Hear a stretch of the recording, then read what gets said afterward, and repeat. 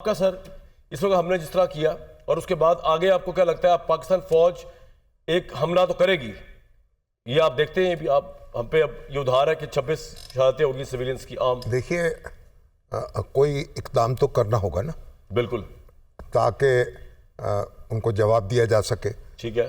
और जिस तरीके से उन्होंने रात की तारीकी में हमला किया है और सिविलियंस को निशाना बनाया, यानी आप देखिए बच्चे, औरतें शहीद हुए हैं और उसके बाद मस्जिदें जो हैं उन पे हमला हुआ है। तो अब इस बर्बरियत का जवाब कुछ तो दे दिया गया है, कुछ तो उनको सबक सिखा दिया गया। वो हमला कर ही नहीं सके, उनके तैयारे जो थे वो वहीं तबाह कर दिए गए उनकी हदूद में जी।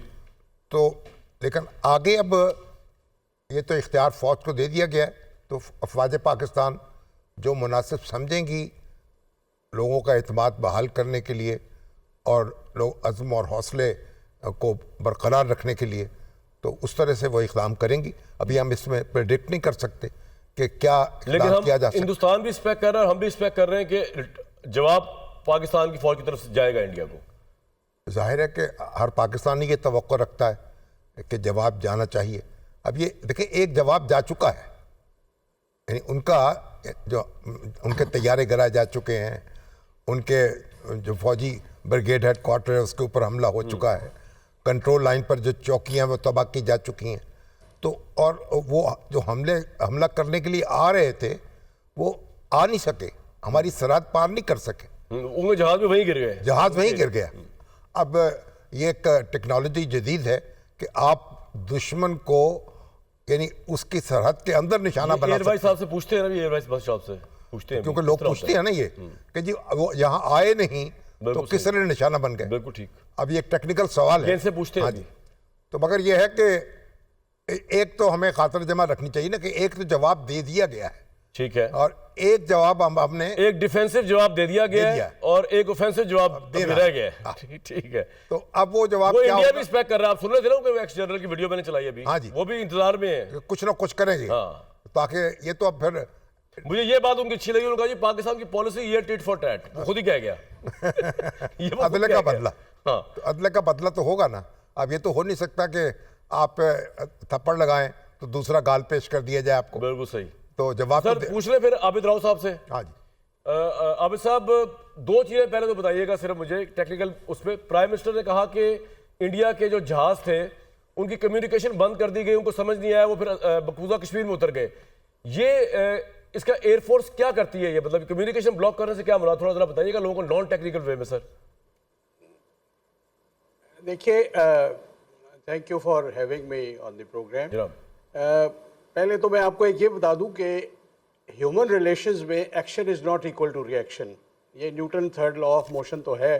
तो इंडिया ने जो किया, पाकिस्तान उसके साथ डिस्प्रोपोर्शनेट भी एक्शन ले सकता है, जिस पे हम आएंगे बाद में। ठीक है। अच्छा, एयरफोर्स का जो, अगर आप स्विफ्ट रिटॉर्ट भी अगर आप याद करें, जिसमें अभिनंदन को गिराया गया था और दूसरा SU-30 उनका इंडिया में जाके गिर गया था, तो उसमें जो कॉम्बैट के कुछ क्रूशल फेजेस होते हैं, उसमें अगर आप कम्युनिकेशन जहाज़ों का आपस में या ज़मीनी सेंटर से मुनक़ता कर सके, तो there is panic, there is confusion and there is a wrong decision. उसमें भी अगर आप उनकी फिल्म देखें, वो लड़की कंट्रोलर जो है वो उसे बार बार कह रही है अभी कम बैक, अभी कम बैक, लेकिन चूंकि इसका कम्युनिकेशन जैम था, he did not here that और ये पाकिस्तानी टेरिटरी में आ गया था। अच्छा, कम्युनिकेशन इज़ वन। फिर ये नेविगेशन सिस्टम जो है ये सैटेलाइट बेस्ड है इन जहाज़ों का सबका, तो उसमें अमेरिकन सिस्टम GPS है, रशिया का कोई और सिस्टम है, चाइना का कुछ और है, बहुत से मुल्कों ने अपने सैटेलाइट किए हैं। वो भी जो अगर आप जैम कर सकें तो एक स्टेज पे अगर आपकी नेविगेशन जहाज़ की फॉल्टी हो जाए या मतलब आपको लगे कि ये काम नहीं कर रही, तो it is enough for panic, because रात का एक तो टाइम है, एक आपका तो सारा ये रिलायंस पाकिस्तान की एयरफोर्स ने जैम किया कम्युनिकेशन उनका टेक्नोलॉजी के जरिए। जी, पाकिस्तान के पास ये मीन्स हैं जिसमें हमारे पास DA-20 है जो ये सारा इक्विपमेंट करता है। आप सारा साल पीस टाइम में ये एक ESM मतलब जो है इलेक्ट्रॉनिक सर्वेलेंस मेजर्स और इलेक्ट्रॉनिक ऑर्बिट बनाते हैं किस रेडार की क्या फ्रीक्वेंसी है, वो रेडियो कौन सा यूज करती है, जहाज VHF पे है, UHF पे है, क्लियर में है, या वो एनक्रिप्टेड होता है कि बाज़ औक़ात आप कॉल बीच में सुने तो वो एनक्रिप्टेड होती है, you can not make out के क्या बात हो रही है। तो वो सारा साल आप जमा करते हैं इंफॉर्मेशन, और वक्त आने पे उसको उस क्रूशल फेज के लिए रखते हैं जब जहाज एक खास रेंज पे एक दूसरे से हो या एक दूसरे के आमने सामने मर्ज कर रहे हो, एंड यू नो के आगे जो है ना वेपन फायरिंग ही आएगी। और सर दूसरा एयर भाई साहब, अगर आप शामी साहब पूछना चाह रहे हैं आप? नहीं, शामी साहब पूछना चाह रहे हैं जी। जो लोग ये सवाल पूछ रहे हैं कि आप दुश्मन की हदूद के अंदर जो जहाज हम पर हमला करने के लिए आ रहे थे उनको वहीं रोक दिया गया, वहीं तबाह कर दिया गया, वो कैसे किया आपने? ये कैसे हुआ? ये टेक्नोलॉजी जो है, आम आदमी ये पूछ रहा है, जरा थोड़ी तफसील इसकी बयान करें। देखिए, ये जो हमारे पास इस फेज का असल जहाज है वो स्ट्राइक फॉर्मेशन में भी साथ जाता है। स्विफ्ट रिट्रॉट वाले दिन वो हमारे जहाज़ों के साथ जिन्होंने बॉम्ब्स रिलीज़ किए उसके भी साथ था। उस ये बाकायदा एक गेम प्लान था कि उस पर जो इंडियन इंटरसेप्टर्स आएंगे तो ये एक ही जगह खड़ा होकर दोनों के काम कर सकेगा।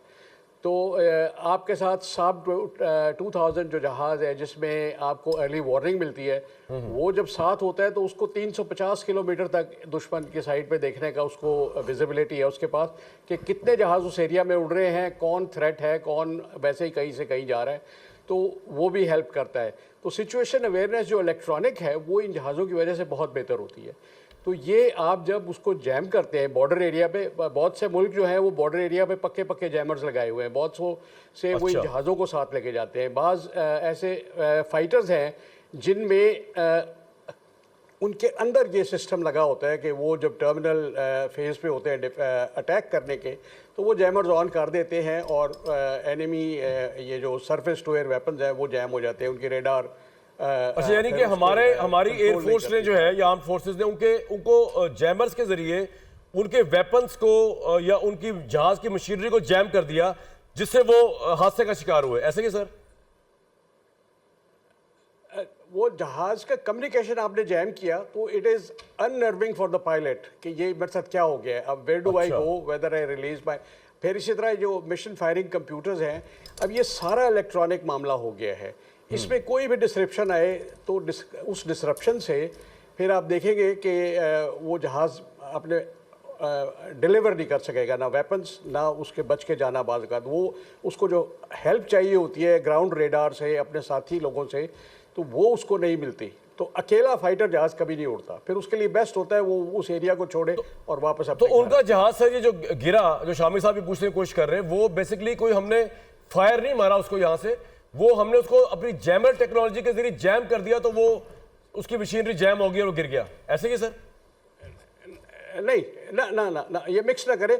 ये पहले हुआ था 29 और 30 अप्रैल को जब वो 4 जहाज आए थे, वो जैमिंग की वजह से वापस चले गए थे। नहीं, हम उसकी बात नहीं कर रहे, वो आपकी बात क्लियर हो गई। शामी साहब ने पूछा था जो जहाज तबाह किए हमने, उनके वो कैसे किए अपनी हदूद में रह के? नो, ये हमने अपनी हदूद में रह के PL-15 जो हमें चाइना ने दिए हैं अभी रिसेंट वाले, ये मिसाइल हमारे लिए बहुत कारगर साबित हुए। इनकी range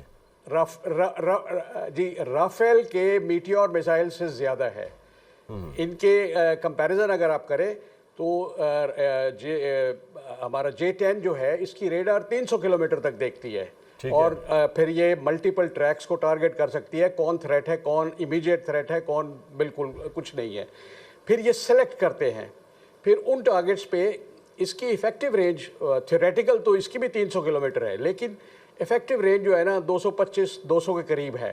because beyond visual range में जब आप वेपन फायर करते हैं उसमें आइडेंटिफिकेशन का बड़ा मसला हो सकता है कि जिस जहाज़ पे आपने लॉक किया है वो फ्रेंडली है, दुश्मन का है, या वैसे ही कोई और बेकार किस्म का जहाज़ कहीं से कहीं जा रहा है। तो उस हिसाब से ये PL-15 के किल्स हैं। पाकिस्तान एयरफोर्स ने ये अपने एरिया में रहते हुए तो हमने एक्चुअली PL-15 के जरिए उन पे लॉन्च किया अटैक मिसाइल से, यही आप कह रहे हैं सर, जो उनके तैयारी कराए हमने? जी जी, अच्छा जी। अच्छा, ये बताएं कि ये जो रॉकेट है इस जब फायर होता है इसको हम इंटरसेप्ट नहीं कर सकते, इसको रोक नहीं सकते? जो मिसाइल आता है वहां से, जब मिसाइल आता है और यहाँ हमला इसी जगह गिरता है, इसको देखिए, इसको रोक सकते हैं आप। आपके पास HQ-9 है, लेकिन एक चीज़ होती है जो आप कहें कि टारगेट सैचुरेशन हो जाती है। आपके पास 10 मिसाइल हैं फायर करने के लिए, आपके पास 20 मिसाइल आ जाते हैं अटैक करने, तो आप 10 ही गिरा सकेंगे। इसके लिए ये बहुत ही महंगा सोल्यूशन है, दुनिया में बड़े कम मुल्कों के पास है। इजराइल के पास पैट्रियट है, ठीक है, जो अमेरिकन सिस्टम है, which is supposed to be the best. वो सरफेस मिसाइल्स जहाज़ों सर इंडिया के पास ये सिस्टम है मिसाइल फिर जैम आपको- करने का या मिसाइल को रोकने का?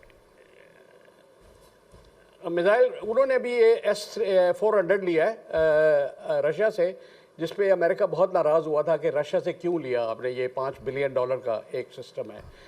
तो इसके लिए आपको फिर बहुत एक्सटेंसिव डिप्लॉयमेंट चाहिए इनकी, जो मतलब इसमें गैप ना हो, कवर करे एक दूसरे को, ताकि नहीं एक सर, के मिसाइल, जो S-400 खत्म हो तो रशिया से reload लिया में है इंडिया ने एंटी मिसाइल, तो क्या वो जी, इतना इस काबिल है S-400 जो इंडिया के पास अब रशिया का है कि अगर पाकिस्तान मिसाइल दागता है तो वो मिसाइल वो रोक पाएंगे या मिसाइल नहीं रुकेगा अगर हम दागते हैं तो? नहीं, वो उनके पास सलाहियत है। देखिए, एक अच्छा। किताबी सलाहियत होती है, एक ऑपरेशनल सलाहियत होती है। ठीक है। हाउ क्विकली डू यू किताबी है उनके do पास। that?